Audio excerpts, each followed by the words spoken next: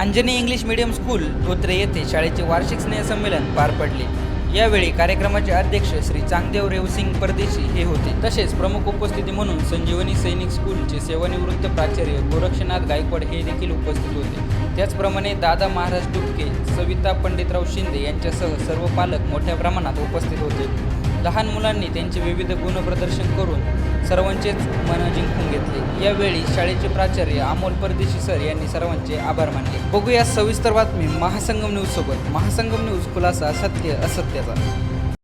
अध्यक्ष, मंचावर उपस्थित असणारे सर्व मान्यवर, पालक बंधू भगिनींना,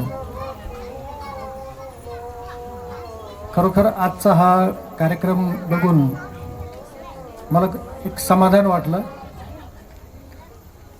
धोत्रेसारख्या एका ग्रामीण भागामध्ये इंग्लिश मीडियम सुरू होता। एप्रिलमध्ये त्याला 4थं वर्ष सुरू होतं आहे। अमोल सर आणि मी जवळजवळ 9-10 वर्ष बरोबर होतो। अमोल सर हे कॉम्प्युटरविषयी शिकवायचे। अमोल सरांमध्ये मुळातच व्हिजनरी दृष्टिकोन आहे। व्हिजनरी म्हणजे भविष्यात काय करायचं आहे,